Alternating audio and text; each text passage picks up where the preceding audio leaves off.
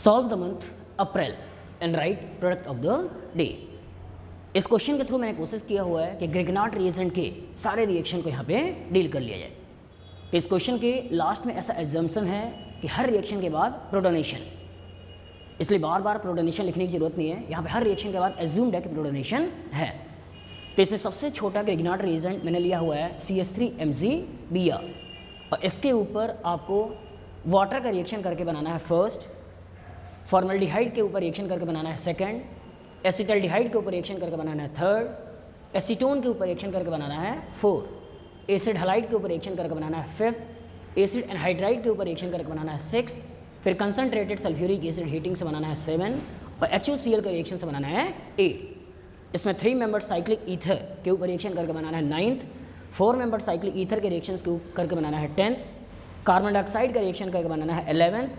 Oxygen के ऊपर reaction करके बनाना है 12,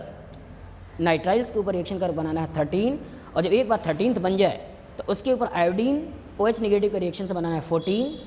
फिर इसके ऊपर फॉर्मल्डिहाइड और हीटिंग से ही बनाना है 15, फिर 13th के ऊपर OH नेगेटिव से बनाना है 16, हीटिंग से बनाना है 17, फिर CH3MgBr के ऊपर मिथाइल क्लोराइड के रिएक्शन से बनाना है 18 और फिर साइक्लिक एनहाइड्राइड के रिएक्शन से बनाना है 19, फिर हीटिंग करके बनाना है 20, फिर अल्काइंस टर्मिनल अल्काइंस से रिएक्शन से बनाना है 21 और 22। इसमें सिलेक्शन करना है कि कौन से हम 21 दें और किस पर्टिकुलर कंपाउंड को 22 दें। अब जब एक बार डिसाइड हो जाए तो 22 के ऊपर CH3Cl का रिएक्शन से बनाना है 23, फिर 23 के ऊपर हाइड्रोजन प्लैटिनम बैरियम सल्फेट के रिएक्शन से बनाना है 24, फिर ब्रोमीन CCl4 के रिएक्शन से बनाना है 25 और 26, इसके ऊपर सोडियम लिक्विड अमोनिया के रिएक्शन से बनाना है 27, रिडक्टिव ओजोनलिसिस से बनाना है 28, OH नेगेटिव हीटिंग से बनाना है 29 और इसके ऊपर हाइड्रोजन निकल के रिएक्शन से बनाना है 30। तो एक ही क्वेश्चन के थ्रू मैंने कोशिश किया हुआ है कि ग्रिग्नार्ड रिएजेंट के और साथ साथ इससे रिलेटेड अगर कुछ और बन सकते हैं तो उन सारे क्वेश्चन को एक साथ हम डील कर सकें। तो किसी भी अगर ग्रिग्नार्ड रिएजेंट को अगर हम ध्यान से देखें तो ग्रिग्नार्ड रिएजेंट होता है RMgX और कार्बन और मैग्नीशियम के बीच में इलेक्ट्रॉनिगेटिविटी के डिफरेंस होने के कारण कार्बन मैग्नीशियम का इलेक्ट्रॉन क्लाउड को अपनी तरफ खींच लेता है, जिसके बेसिस पे यहाँ पे क्रिएट होगा पार्शियल नेगेटिव चार्ज और मैग्नीशियम के ऊपर क्रिएट होगा पार्शियल पॉजिटिव चार्ज। तो that means carbon electron rich होगा और अगर कार्बन इलेक्ट्रॉन रिच है तो इस पर्टिकुलर का जो बेसिक कैप्सूल आपको दिमाग में रखना है वो ये रखना है कि R of RMgX is a very good base. Clear? मतलब एसिड बेस रिएक्शन होने की पॉसिबिलिटी है तो सबसे पहले इस R को एक बहुत ही अच्छे बेस की तरह ट्रीट करना है और दूसरा this R of RMgX is also a very good nucleophile. इस बात को हमेशा दिमाग में रखिए कि R of RMgX is a very good base as well as very good nucleophile. तो इसका मतलब अगर कभी एसिड बेस रिएक्शन होने की पॉसिबिलिटी है तो सबसे पहले इस R of RMgX को एज अ बेस ट्रीट करिए और एसिड बेस रिएक्शन कराइए। लेकिन अगर कभी एसिड बेस रिएक्शन होने की पॉसिबिलिटी ना हो तो उस पर्टिकुलर केस में इस R of RMgX acts as a nucleophile और न्यूक्लियोफिलिक रिएक्शन करके प्रोडक्ट बनाइए। तो किसी भी मॉलिक्यूल्स में हम ये चेक करना चाहते हैं कि कहाँ पे वो एसिड बेस रिएक्शन करेगा, तो इसका मतलब ये पता करना चाहते हैं कि किस पर्टिकुलर के ऊपर ये बेस की तरह ट्रीट करेगा। तो दिमाग में रखना है कि उसके पास एसिडिक हाइड्रोजन होना चाहिए। तो एसिडिक हाइड्रोजन पता करने के लिए हम ये पता करना है H का अटैचमेंट अगर हेलोजन के साथ है, H का अटैचमेंट अगर ऑक्सीजन के साथ है या H का अटैचमेंट अगर नाइट्रोजन के साथ है, तो इस पर्टिकुलर हाइड्रोजन को हमें बोलना है एसिडिक हाइड्रोजन और ये हाइड्रोजन Gr के साथ रिएक्शन करने के बाद RH का फॉर्मेशन करेगा। तो इससे कुछ क्वेश्चन होंगे और साथ साथ अगर सिस्टम एसिडिक हाइड्रोजन ना हो तो ये एज अ न्यूक्लियोफाइल उस पर्टिकुलर कार्बन या किसी एटम के ऊपर जिसमें पार्शियल पॉजिटिव चार्ज हो उसके ऊपर अटैक करके प्रोडक्ट का फॉर्मेशन करेगा। तो अगर एक एक स्ट्रक्चर को अगर हम ध्यान से देखें या एक एक रिएक्शन को अगर हम ध्यान से देखें तो यहाँ पे CH3MgBr का रिएक्शन हमने करा रखा है वाटर के साथ। तो वाटर को अगर हम एक्सपेंड करते हैं तो यहाँ होगा HOH। तो यहाँ पे H का अटैचमेंट O से, H का अटैचमेंट O से, दैट मीन्स ये हाइड्रोजन एसिडिक है और ये Gr का R एज अ बेस इस हाइड्रोजन के ऊपर अटैक करेगा। तो CH3H फर्स्ट जो कंपाउंड बनाओगे वो होगा CH3H दैट इज मीथेन।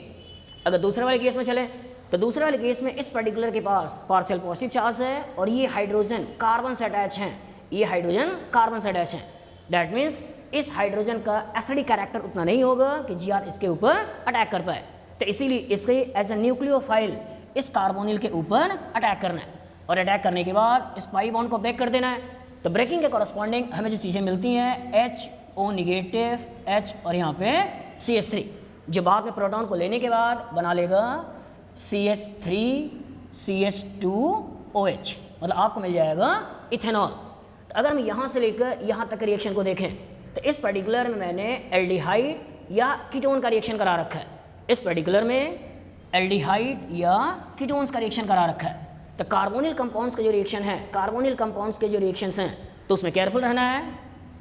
कि कार्बोनिल कंपाउंड्स में अगर ये H या R है या दूसरे केस में एसिड हलाइड एनहाइड्राइड्स हैं, एसिड हलाइड या एनहाइड्राइड्स हैं या इवन एस्टेस हैं, तो इस पर्टिकुलर में जब हम न्यूक्लियोफाइल का अटैक कराते हैं तो ये पाई बॉन्ड की ब्रेकिंग करता है और इस पर्टिकुलर ब्रेकिंग के बाद हमें मिलता है O निगेटिव, यहाँ पे न्यूक्लियोफाइल का अटैचमेंट H या R। लेकिन यही काम जब हम यहाँ करते हैं, यही काम जब हम यहाँ करते हैं तो ये ऐसा न्यूक्लियोफाइल इसके ऊपर अटैक करता है और अटैक के बाद यहाँ भी इस पाई बॉन्ड को ब्रेक करता है। तो ब्रेकिंग के कॉरस्पॉन्डिंग यहाँ जो मिलता है वो होगा NU और XOCO R या OR, ये मिलता है। यहाँ पे अगर हम ध्यान से देखें तो जब ये पाई बॉन्ड का फॉर्मेशन कर रहा होगा तो वीक लिविंग ग्रुप सिस्टम से निकलेगा, लेकिन जब ये पाई बॉन्ड का फॉर्मेशन कर रहा होगा तो एक अच्छा लिविंग ग्रुप सिस्टम से निकल जाएगा। तो इसीलिए इस पर्टिकुलर को हम सिस्टम से निकाल कर यहाँ पे ओवरऑल जो कंपाउंड बनाते हैं उसमें एक सिग्मा बॉन्ड के ब्रेकिंग करते हैं और कॉरस्पॉन्डिंग एक नया सिग्मा बॉन्ड का फॉर्मेशन करते हैं। मतलब यहाँ पे जब रिएक्शन की बात करते हैं वो न्यूक्लियोफिलिक सब्स्टिट्यूशन की बात करते हैं वाया टेट्राहेड्रल इंटरमीडिएट। यहाँ पे हम बात करते हैं कि nucleophilic substitution reaction via tetrahedral intermediate, और इस तरह के रिएक्शन को बोलते हैं SNTH। लेकिन यहाँ पे आपने क्या किया हुआ है कि पाई बॉन्ड को ब्रेक किया हुआ है और कॉरस्पॉन्डिंग अगर हम बाद में प्रोटोनेशन करा दें तो प्रोटोनेशन के बाद आपको मिल जाता है ये कंपाउंड। तो यहाँ पे पाई बॉन्ड की ब्रेकिंग किया हुआ है और कॉरस्पॉन्डिंग दो नए सिग्मा बॉन्ड का फॉर्मेशन किया हुआ है और अटैक करने वाला स्पेसीज है न्यूक्लियोफाइल, इसलिए इस तरह का रिएक्शन को बोलते हैं न्यूक्लियोफिलिक एडिशन रिएक्शन। तो अगर आप ध्यान से देखो तो पहला वाला जो केस लिया है मैंने वो न्यूक्लियोफिलिक एडिशन का है और इसी के करस्पॉन्डिंग आपने बना दिया इथेनॉल। इस पर्टिकुलर में अगर हम एनालाइज करें तो इस पर्टिकुलर में यही ऐसा न्यूक्लियोफाइल इसके ऊपर अटैक करेगा और आपको मिल जाएगा CH3COH H और यहाँ पे CH3, दैट मीन्स आइसोप्रोपेनॉल। अगर यही न्यूक्लियोफाइल इसके ऊपर अटैक करता है तो एक कार्बन से दो मिथाइल पहले से हैं और एक मिथाइल सिस्टम में और आकर अटैच हो जाएगा, जिसके कॉरस्पॉन्डिंग यहाँ मिल जाएगा टर्सरी ब्यूटेनॉल, टर्सरी ब्यूटेनॉल। लेकिन यही रिएक्शन अगर यहाँ करते हैं तो मैंने बोला कि पहले यहाँ से हेलोजन सिस्टम से बाहर निकलेगा, अगर एनहाइड्राइड लिया तो OCOR बाहर निकलेगा, एस्टर लिया तो OR सिस्टम से बाहर निकलेगा और उसके कॉरस्पॉन्डिंग ये मिल जाता है। लेकिन अगर हम रिएक्टिविटी की बात करें तो रिएक्टिविटी में इस पर्टिकुलर कार्बोनिल के पास अगेन पार्शियल पॉजिटिव चार्ज होगा और जब इसके ऊपर अगेन पार्शियल पॉजिटिव चार्ज होगा तो दूसरा न्यूक्लियोफाइल अगेन इस कार्बोनिल के ऊपर अटैक करके इस पाई बॉन्ड को ब्रेक कर देता है और ब्रेकिंग के बाद यहाँ अगेन हमें जो चीज़ें मिलती हैं वो होंगी NU और यहाँ भी होगा NU, जो बाद में प्रोटॉन लेने के बाद फाइनली बना लेता है ब्रेकिंग ऑफ पाई बॉन्ड और corresponding formation of two new sigma bond. तो इसका मतलब अगर हम बात करते हैं एसिड एनहाइड्राइड का,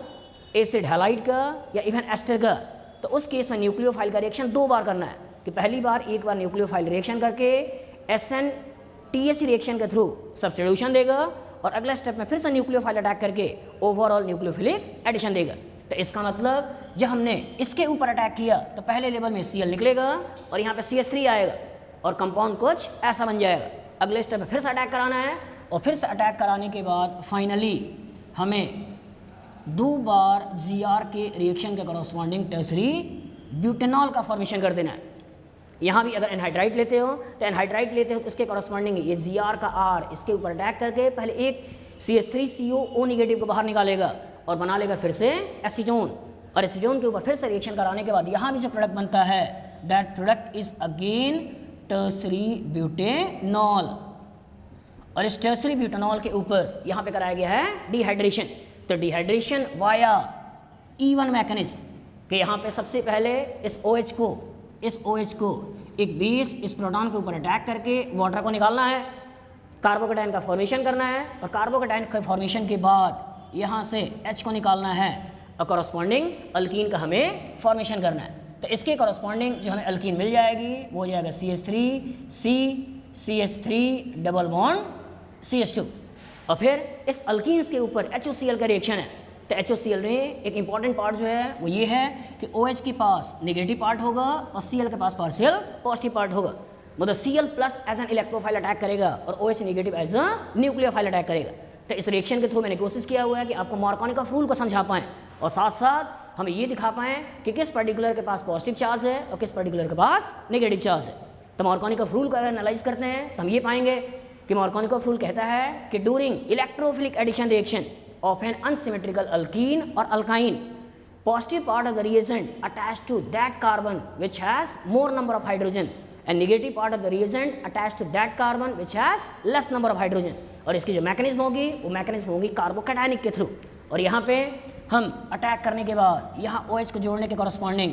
हम जो चीज़ें बनाएंगे वो हो जाएगा OH, यहाँ CH3 और इस पर्टिकुलर पे CH2Cl3 Cl। दैट मीन्स इस कार्बन पे आ जाएगा OH और इस पर्टिकुलर कार्बन पे आ जाएगा Cl। अगर हम यहाँ पे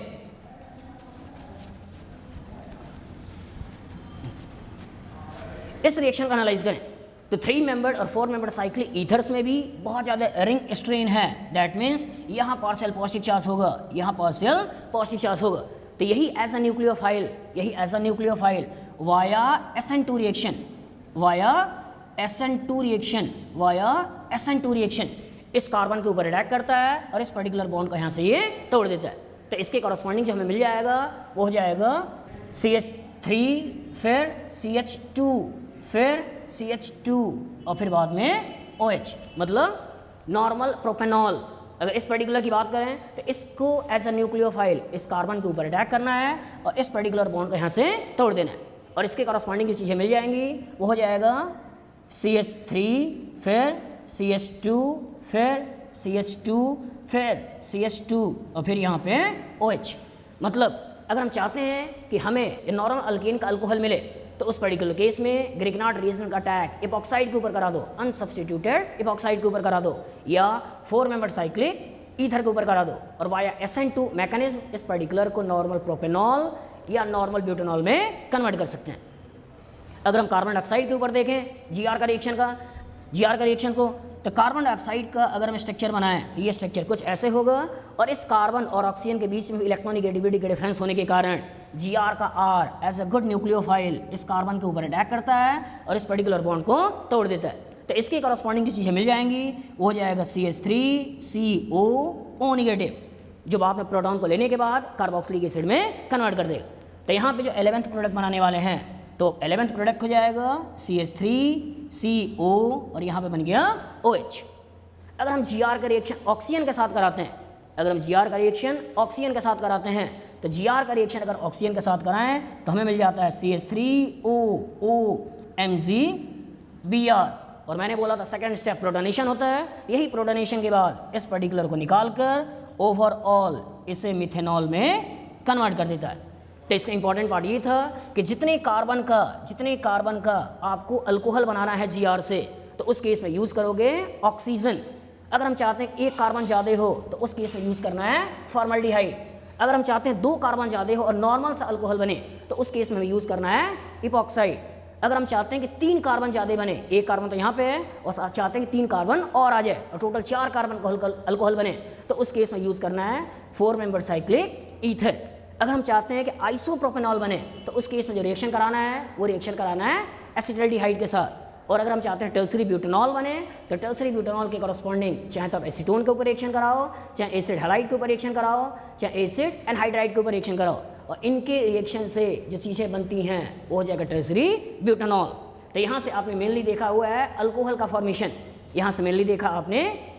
फॉर्मेशन, अब अगर इसकी बात करते हैं तो यहाँ पे Gr एज ए न्यूक्लियोफाइल इस कार्बोनिल के ऊपर अटैक करता है, ये Gr एज ए न्यूक्लियोफाइल इस कार्बोनिल के ऊपर अटैक करता है और इस कार्बन जिसका अटैचमेंट नाइट्रोजन से है इस पर्टिकुलर बॉन्ड की ये ब्रेकिंग करता है। तो अगर रिएक्शन मैकेनिज्म के टर्म्स में देखें तो ये CH3MgBr एज ए न्यूक्लियोफाइल इस नाइट्राइल के कार्बन जिसके ऊपर पार्शियल पॉजिटिव चार्ज है उसके ऊपर अटैक करता है और अटैक करने के बाद इस कार्बन ट्रिपल बॉन्ड नाइट्रोजन की ब्रेकिंग करता है और ब्रेकिंग के बाद हमें मिल जाता है CH3C CH3 double bond N और यहाँ पे जुड़ जाएगा MgBr। और मैंने बोला था सेकंड स्टेप हाइड्रोलिसिस होता है वाटर के साथ, तो वाटर के साथ जब हाइड्रोलिसिस होगा तो वो वहाँ से प्रोटॉन को लेकर बना देगा CH3C CH3 double bond N और यहाँ पे H। तो फिर से अगेन वाटर मॉलिक्यूल यहाँ अटैक करता है और अटैक करने के बाद OHH और फाइनली आपको मिल जाता है CH3COCH3। तो दैट मीन्स कि अगर हम Gr का रिएक्शन नाइट्राइल्स के ऊपर कराते हैं, Gr का रिएक्शन नाइट्राइल्स के ऊपर कराते हैं तो नाइट्राइल्स के ऊपर रिएक्शन करने के बाद हमें जो चीज़ें मिलती हैं वो चीज़ें होती हैं कीटोन। तो ऑलवेज केयरफुल रहना है कि जब हमें कीटोन बनाना हो, जब हमें कीटोन्स बनाना हो तो उस केस में Gr का रिएक्शन जिसके ऊपर कराओगे वो होगा नाइट्राइल, ना कि एसिड हैलाइड या एनहाइड्राइड। क्योंकि अगर आपने एसिड हैलाइड एनहाइड्राइड के ऊपर रिएक्शन कराया, इवन एस्टर्स के ऊपर रिएक्शन कराया तो इनके ऊपर रिएक्शन से जो चीज़ें बनती हैं वो हो जाएगा अल्कोहल। लेकिन अगर आपने नाइट्राइल्स के ऊपर रिएक्शन कराया तो नाइट्राइल्स के ऊपर रिएक्शन से पहले बाद में प्रोडक्ट मिलता है वो ऐसा होगा और सेकंड स्टेप में वाटर H+ के रिएक्शन से इसी की ब्रेकिंग होती है और ब्रेकिंग के कॉरस्पॉन्डिंग आपको कीटोन का फॉर्मेशन मिलता है। जब एक बार सिस्टम में आपको कीटोन मिल गया तो इस कीटोन के ऊपर iodine OH negative,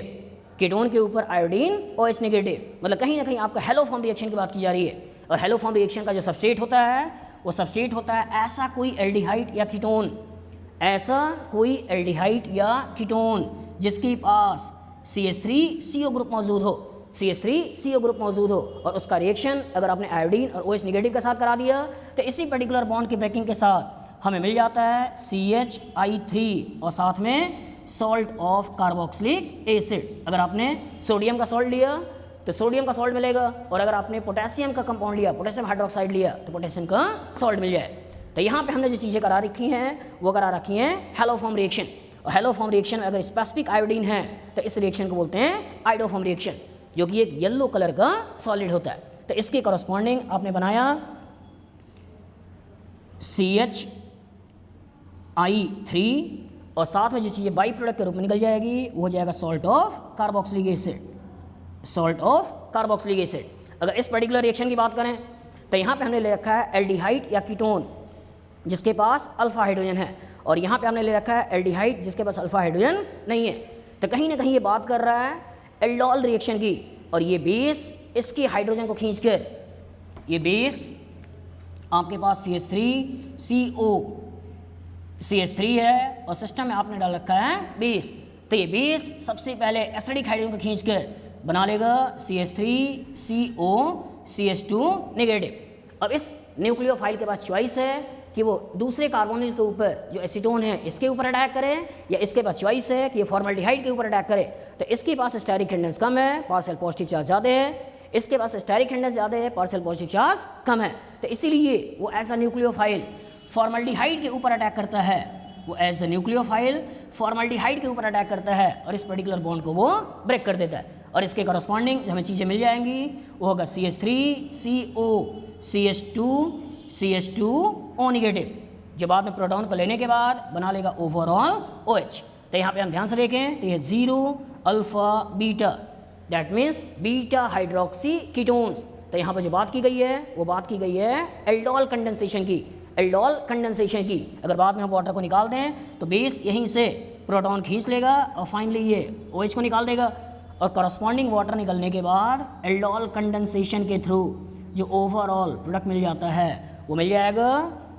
alpha beta unsaturated aldehyde और कीटोन एज अ प्रोडक्ट। तो यहाँ पे जो बात की गई वो बात की गई क्रॉस एल्डोल रिएक्शन की। अक्रॉस एल्डोल रिएक्शन के थ्रू आपको चीज़ें मिल जाएगी CH3COCH डबल बॉन्ड CH2।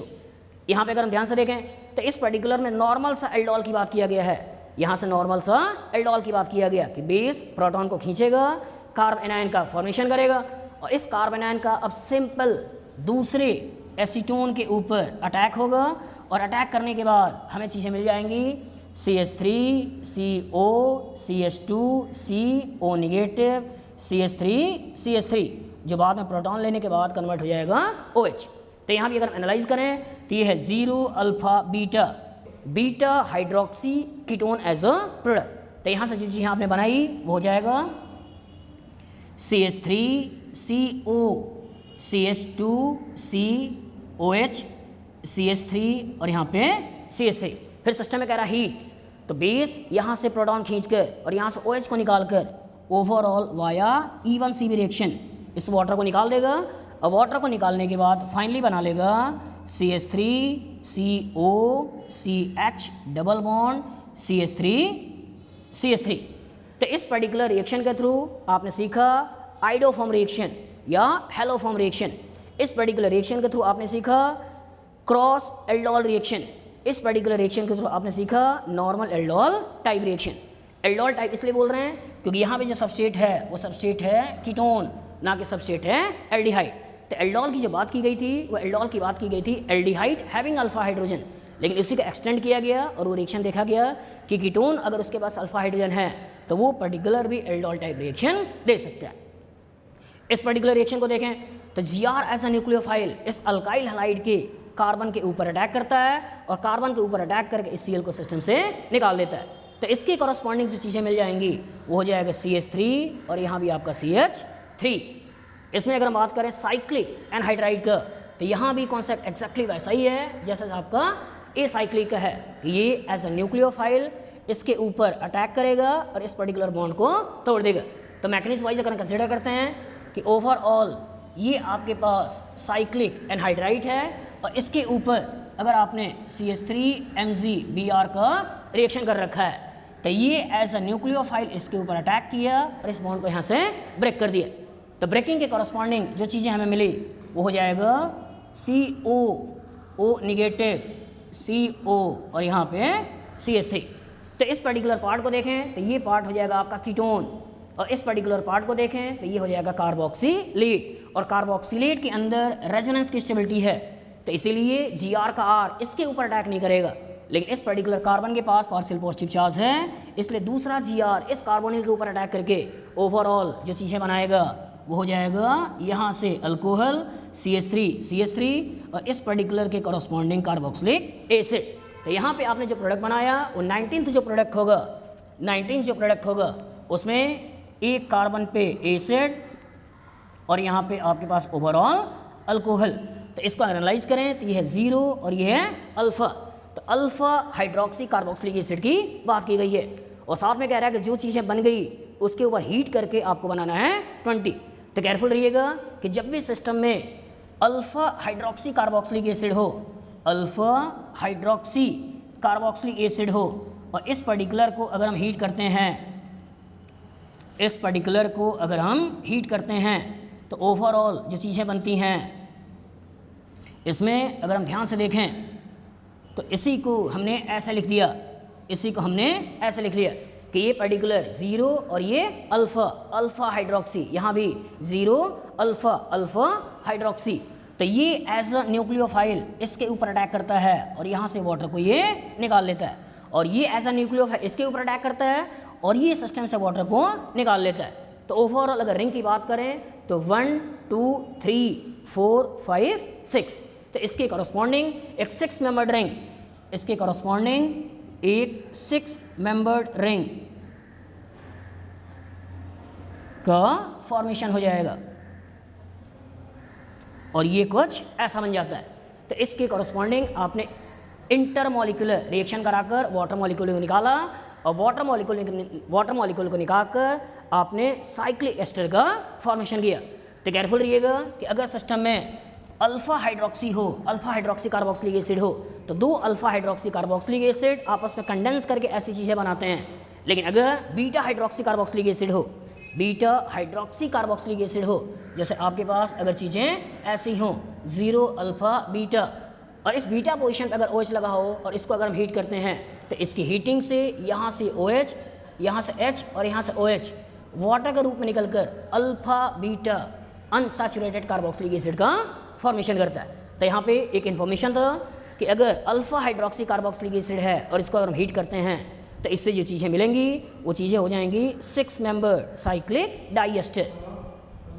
अगर मैं जीआर का रिएक्शन टर्मिनल अल्काइंस के साथ कराता हूँ तो जीआर, जैसे मैंने शुरू में ही बोला कि जीआर एक बहुत ही अच्छा बेस है, तो बेस इस एसिडिक हाइड्रोजन के साथ रिएक्शन करके एसिड बेस रिएक्शन के कॉरस्पॉन्डिंग ओवरऑल यहाँ बना लेगा CH4 और यहाँ साथ में इस कार्बन का अटैचमेंट इस मैग्नीशियम के साथ और ओवरऑल एक नया जीआर बन जाएगा और वो जीआर हो जाएगा CH3C triple bond C MgBr। तो दैट मीन्स अगर हम चाहते हैं कि कम नंबर ऑफ कार्बन वाले जीआर को ज़्यादा नंबर ऑफ कार्बन में कन्वर्ट करें तो उसका रिएक्शन करा देना है सिंपली टर्मिनल अल्काइंस के साथ। कि अगर आपने टर्मिनल अल्काइंस के साथ जीआर का रिएक्शन करा दिया तो टर्मिनल अल्काइन के पास एसिडिक हाइड्रोजन है और ये हाइड्रोजन और ये CH3 मिलकर मीथेन के रूप में निकल जाएंगी और साथ मिल जाएगा carbon magnesium bromine. That means एक नया जीआर और इस नए जीआर के ऊपर आपने रिएक्शन कर रखा है CH3Cl का। दैट मीन्स अब ये नया जीआर का R एज ए न्यूक्लियोफाइल इस कार्बन के ऊपर अटैक करता है और सिस्टम से Cl को निकाल लेता है। तो इसके कॉरस्पॉन्डिंग अगर हम 23 को देखें तो 23 हो जाएगा CH3C ट्रिपल बॉन्ड C और ओवरऑल यहाँ पे CH3। दैट मीन्स ब्यूट 2 आइन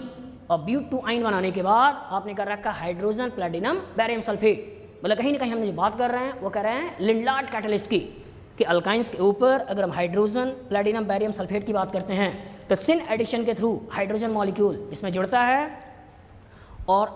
पार्शियल रिडक्शन के कॉरस्पॉन्डिंग जो चीज़ें मिल जाएंगी वो हो जाएगा सिस अल्कीन। और सिस अल्कीन के बाद इसकी मैकेनिज्म को देखें तो मैकेनिज्म में ओवरऑल प्लेटिनम एक सरफेस प्रोवाइड करता है जिसके ऊपर हाइड्रोजन गैस का एड्जॉर्प्शन होगा और फिर ट्रिपल बॉन्ड का